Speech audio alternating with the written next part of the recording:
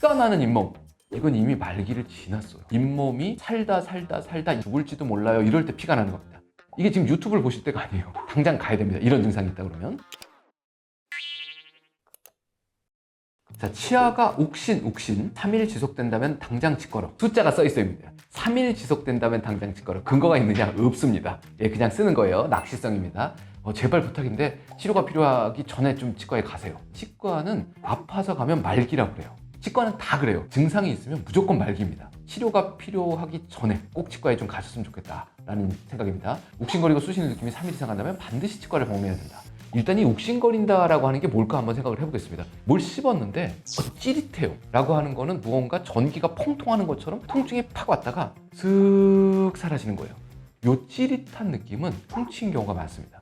충치는 이빨 안에 신경이 느껴요. 근데 그 신경에 압력이 가해지거나 온도 변화가 느껴지거나 건조가 되거나 이런 일이 생기면 그 신경이 일시적으로 이렇게 움츠린답니다. 이렇게 움츠릴 때 찌릿한 느낌이 드는 거예요. 그게 보통 시려요 라고 하기도 하고 찌릿하기도 하다고 표현을 해요. 이거는 충치가 정말 심각한 겁니다. 많이 심해요.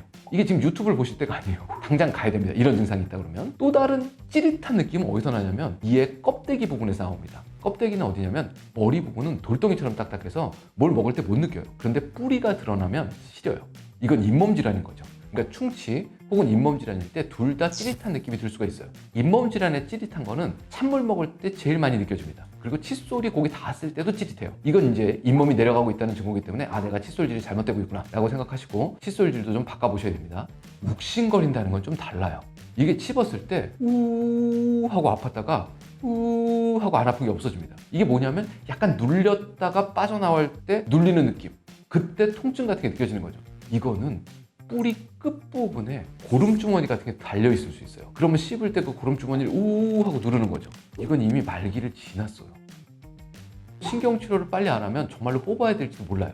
또 다른 욱신거리는 건 잇몸뼈가 거의 다 녹아서 이가 이렇게 들썩들썩 거릴 때 욱신거리는 느낌도 듭니다. 이것도 잇몸 치료의 말기예요.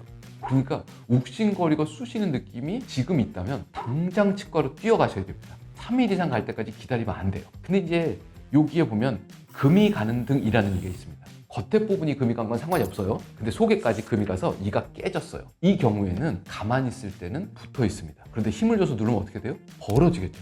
이때 찌릿하고 아픕니다. 그래서 내가 오징어를 잡아 뜯으려고 어금니로 물어서 당기려고 했는데 찌릿한 느낌이 든다. 땅콩을 씹으려고 했는데 번개가 치는 것 같은 느낌이 든다. 이거는 이가 쪼개진 거예요. 지금 뛰어가지 않으면 뽑아야 됩니다. 지금 뛰어가면 살릴 수도 있어요. 그러니까 찌릿한 느낌이 드는 건 오래 기다리시면 안 된다는 겁니다. 그런데 가끔 오늘은 이쪽이가 조금 예민한 것 같아. 요건 좀 계셔도 돼요. 근데 오늘 또 예민해. 이런 일들이 반복적으로 일어나고 3일에서 일주일 정도 지속된다 그러면 그때는 충치가 진행되고 있는 중이다 라고 생각할 수 있어요. 근데 지금처럼 찌릿한 느낌이나 욱신거리는 느낌이 있으면 얼른 가셔야 됩니다. 피가 나는 잇몸, 이건 말기입니다. 피가 난다는 건 잇몸이 살려달라고 비명을 지르는 거예요. 살다 이렇게 심각하게 염증이 있으면 나는 죽을지도 몰라요. 이럴 때 피가 나는 겁니다. 거칠고 빳빳한 칫솔로 이를 닦아 잇몸에서 피가 나는 경우라면 크게 걱정할 필요가 없다. 걱정을 해야죠. 매일 지 손으로 지가 잇몸을 긁어대고 있는데요. 그렇지 않습니까? 이건 외상이에요. 이러시면 안 됩니다. 진짜로 잇몸이 깎여 나가요. 깎여 나간다는 건 내가 내 손으로 파고 있는 겁니다. 힘주지 마시고 부드러운 칫솔 쓰시고.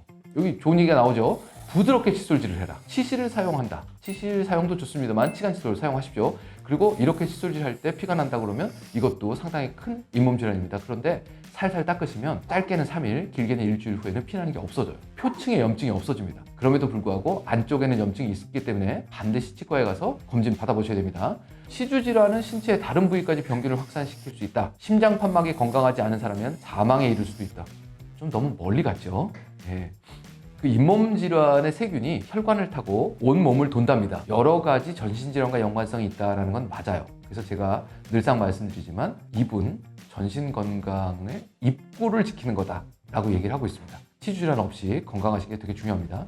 얼룩진 치아, 착색이죠. 이럴 때는 미백 치약이나 처방전 없이 구매 가능한 미백제를 이용해 치아 표면을 닦아내면 된다. 안 됩니다. 안 돼요. 이거는 치과에서 반드시 미백초를 받으셔야지 미백 치약을 36,000통 정도를 쓰시지 않는 이상은 사실은 거의 미백이 일어나지 않습니다. 대부분 다 포토샵으로 이빨 하얗게 만든 것들이 되게 많아요.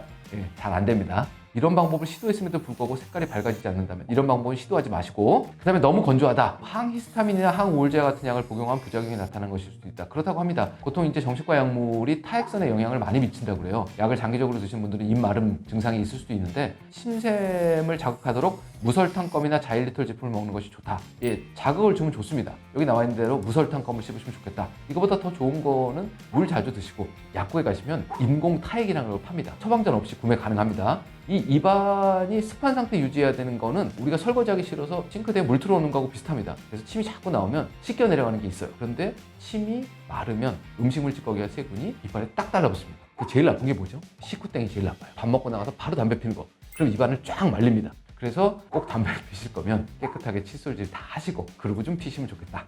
그 다음에 이제 만성 자가 면역성 질환인 쉐그렌 증후군일 수도 있다라고 얘기를 하고 있는데, 뭐 이 빈도가 그리 높진 않습니다. 병 이름도 어렵죠. 어쨌건 입안이 많이 건조하다고 느껴지면 뭔가 문제가 있는 건 맞으니까 치과에 가셔서 검진 받아보시면 좋겠다라는 생각입니다. 오늘 여러 가지 치과 증상 얘기를 짬뽕한 기사를 보셨는데, 이렇게 쓰면 사실은 오류를 만들 가능성이 되게 많고, 이건 그냥 짜집기해서 어쩔 수 없이 기사를 하나 만들어낸 거다라고 볼 수 있습니다. 치아에 증상이 있다면 이미 늦은 거다. 그러니까 증상이 나타나기 전에 미리미리 검진 받으시면 좋겠다라는 생각입니다. 감사합니다.